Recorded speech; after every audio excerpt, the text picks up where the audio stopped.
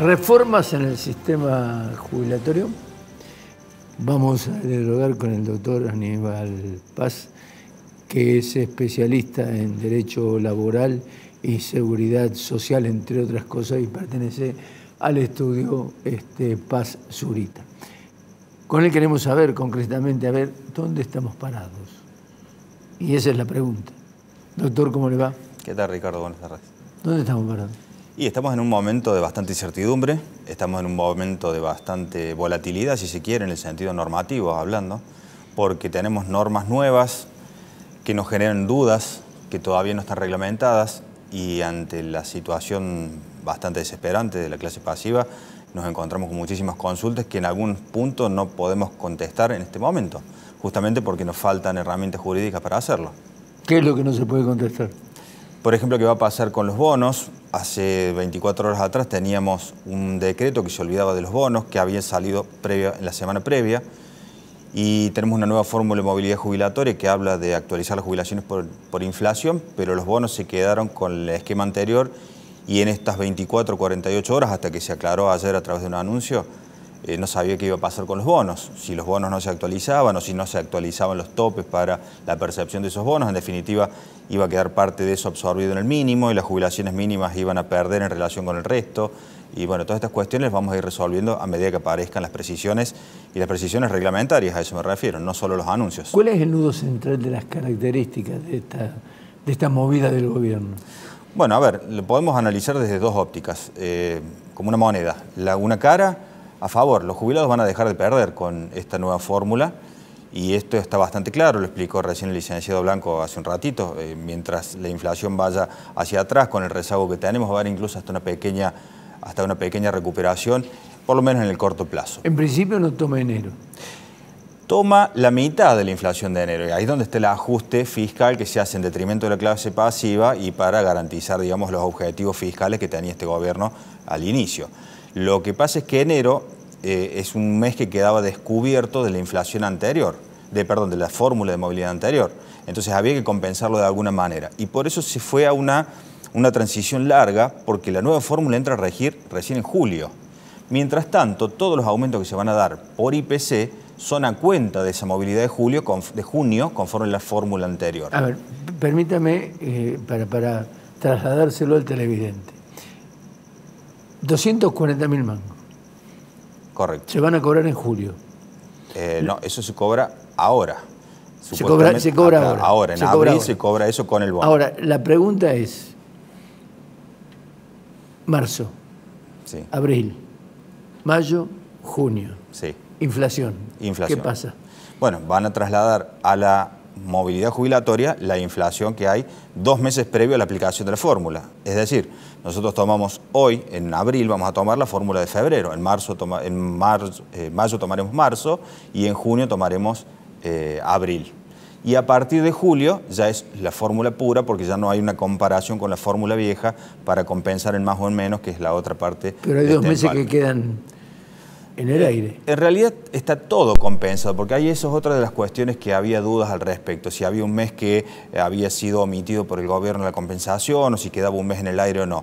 De acuerdo a lo que dice el texto frío de la ley, todos los meses tienen acompañamiento de inflación, entonces no habría esto que en un principio se rumoreaba, que había un problema de un bache en el medio. Justamente por eso se hizo esta transición, este empalme largo, para evitar errores de fórmulas de movilidad anteriores. El ajuste está en el mes de enero. El mes de enero se traslada a la mitad de la inflación, tuvimos 20,6 y se traslada a 12,5.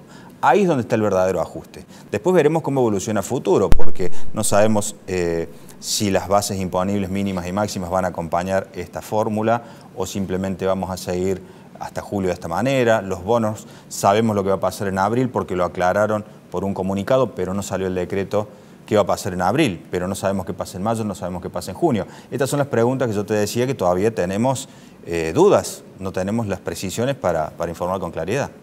¿Qué rol juega el bono en este caso? El bono, el bono es, primero es testimonio, es un fiel testimonio de lo mal que estaba la fórmula anterior que se deroga ahora. La necesidad de recurrir a un bono de compensación para atender a la gente de menores recursos es claro testimonio de que la fórmula no funcionó. tenemos bonos consecutivos desde el mes de septiembre del 2022, o sea, llevamos como 20 meses de bonos. Para la gente que tiene menos recursos esto está muy bueno, es una ayuda, es un apoyo y no sabemos qué va a pasar hacia adelante. Ahora, la gente que está un poquito por encima del umbral de percepción del bono se ha visto claramente perjudicada. Claro. Y esto lleva a lo que se llama el fenómeno de achatamiento de la pirámide de las jubilaciones. Es decir, los que están un poquito por arriba de esa línea de pobreza, que le podemos llamar, los que están un poquito por encima de esa línea, lo que han visto son menores aumentos, porque si los consideramos al bono dentro de los aumentos, han recibido menores aumentos los que están un poquito mejor. Los que están en incluso jubilaciones más altas, cerca del tope o superior a ella, como los regímenes especiales, han sido los más perjudicados de todos. Entonces esto confluye en el fenómeno del achatamiento. Los que más altos haberes tienen porque han aportado más o por regímenes especiales son los que menores aumentos han tenido. Entonces ahí se siente mucho el problema. Doctor, ¿se puede estimar, digamos, cuál sería el monto mínimo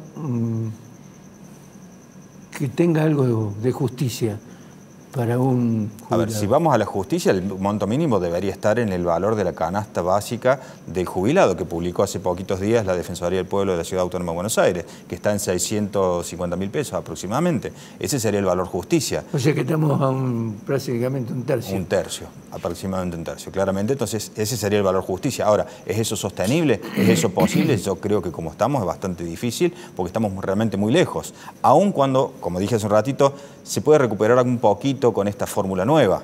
La idea es que dejen de perder, por lo menos, porque si no, esa distancia se iba a ir ampliando cada vez más si seguíamos con la fórmula anterior.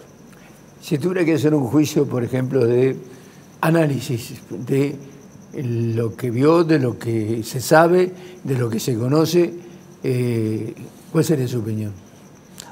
Como dije, hay dos caras. En cierta medida es bueno, es una buena noticia y por primera vez en mucho tiempo se puede decir que damos una buena noticia a los jubilados. Digamos, a nivel estatal le estamos dando una buena noticia. Pero también tiene la parte mala. Lo perdido no se recupera. Todo lo que se perdió en los últimos años no se recupera, salvo que el jubilado inexorablemente termine en la justicia. Otro tema, que hay deudas pendientes con esto, porque las jubilaciones tienen dos momentos. Una cuando nace esa jubilación y otra cómo evoluciona a lo largo del tiempo. La evolución a lo largo del tiempo es la movilidad, que es lo que estamos hablando ahora. Pero el tema de cómo nace el haber inicial, hay un punto ahí que no está resuelto. Las jubilaciones del régimen general se calculan conforme a un promedio de remuneraciones de los últimos 10 años del trabajador. Claro. ¿Cómo actualizamos esos 10 años? Si los actualizamos por RIPTE, como seguimos ahora, o los pasamos a inflación, como dice la fórmula. Si no los ajustamos por inflación, vamos a empezar a ver distorsiones que son cada vez más evidentes. Podría llegarse hipotéticamente a que los haberes nazcan confiscados.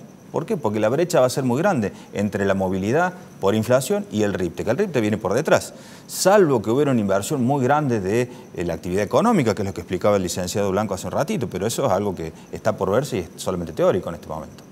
Quería llevarlo a un tema que para mí es crucial. Es importante porque creo que ahí detrás de eso se esconde alguna trampa o muchas trampas. El Fondo de Garantía Sustentable. Bueno, el Fondo de Garantía de Sustentabilidad tiene poca transparencia. Tiene poca transparencia, se ha utilizado, digamos, a fondos afines que no están establecidos con claridad. Años atrás, el año pasado, si no me equivoco, se especificó los fondos precisamente, cuando es algo que ningún economista hubiera recomendado con ninguna cartera de inversión hacer una especificación. El dictamen que hizo la UBA en su momento, la Facultad de Ciencias Económicas de la UBA, al respecto del uso que significaba esa especificación, dijeron eso en sí mismo es neutro, porque es un asiento contable que va de un lado al otro, el resultado es neutro. Contabilidad creativa.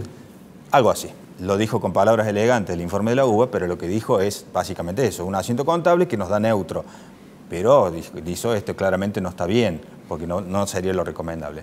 Y ahora vamos a ver qué pasa con ese fondo de sustentabilidad. ¿Para qué se va a usar? ¿Son fondos anticíclicos o no?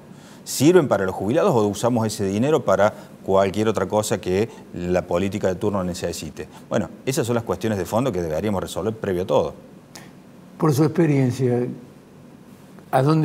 ¿cuál sería la decisión, o sea, la estrategia? ¿La estrategia de quién? ¿Del gobierno? Del gobierno. Bueno, a ver, yo creo que la estrategia del gobierno es simplemente salir ahora con presentar números positivos en el balance, en el déficit que quiere contener. Yo entiendo que si hay una merma de la inflación, esto va a ir bien para los jubilados, sobre todo por este rezago y una pequeña recuperación. Pero ¿qué pasa si esa inflación no se controla? ¿Qué pasa si no se controla en la medida en que se quería controlar? Recordemos que esta fórmula por inflación ya la tuvimos en el periodo 2018. Sí. Entre el 18 y el 2020, una fórmula bastante similar que incluía 70% de inflación y 30% de RIPTE. Una fórmula que fue atacada desde muchísimos lados y que hoy es reivindicada. Volvemos a la inflación, están pidiendo todos, para la fórmula de movilidad.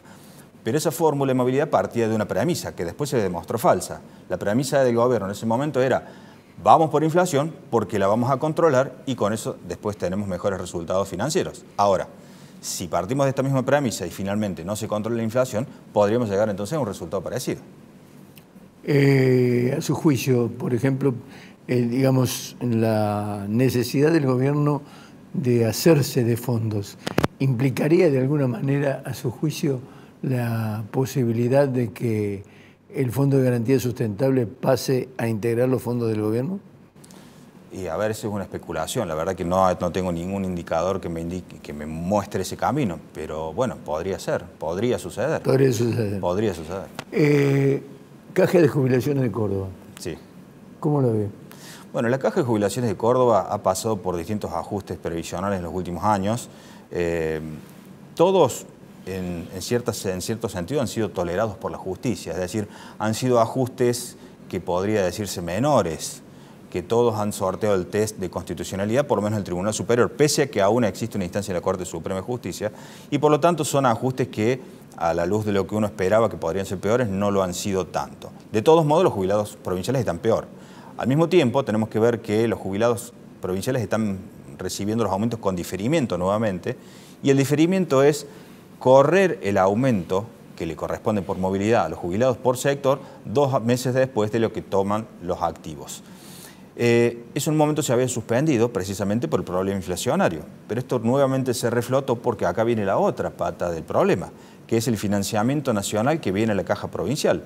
Sabemos que hay distintas jurisdicciones que han transferido su régimen previsional provincial a la nación y esos son asistidos por ANSES de acuerdo a distintas auditorías que establecen el déficit anual de esos entes previsionales. El tema es que desde el 2022, si no me equivoco, a esta parte, no se vienen actualizando esos déficits, por lo tanto están recibiendo las provincias valores totalmente desactualizados y de hecho este gobierno en el último mes y medio, 2 de enero y febrero, no ha hecho ni siquiera transferencias, ni siquiera desfasadas. Por lo tanto, la necesidad fiscal de las provincias es acuciante y eso llevó al diferimiento nuevamente. Doctor, le quería preguntar con respecto a la posibilidad de que el gobierno concretamente tome alguna decisión con respecto al tema de las cajas de jubilación en Córdoba. ¿En qué sentido? En el sentido de ajustar. Bueno, a ver, cada vez que hemos nosotros tenido problemas de financiamiento derivados de la falta de envío de fondos nacionales, ha concluido en una reforma previsional cordobesa. Cada vez, esto hay que remarcarlo, cada vez. Claro, cada vez, y acá lo estamos viendo con la reinstalación del diferimiento, es el primer paso. Hubo un intento también de subir los aportes personales, subir los aportes de APROS, todos están dirigidos a financiar la caja de jubilaciones por la falta de fondos que viene de otro lado. Entonces, vamos a encontrarnos claramente con este problema si no se resuelve lo nacional. Y la última, con una informalidad laboral del 40% y un desempleo 15%, no se sabe concretamente cuánto es, ¿hay caja que resista? No, claramente no. Es una de las patas que hay que resolver. El sistema previsional en su conjunto es un cubo de Rubik, tiene muchas caras, hay que resolver todas las caras para que esto se resuelva a futuro. Lo que nosotros venimos viendo en los últimos tiempos es que viene un gobierno, arma la cara azul y desarma la roja, arma la verde y desarma la amarilla, y así no va a funcionar nunca, jamás, bajo ningún punto de vista. Necesitamos una reforma integral y en una discusión que evidentemente nadie está dispuesto a dar, porque tiene costos políticos, sociales, económicos y demás. Doctor, le agradezco mucho. Agradecido. Muchas gracias.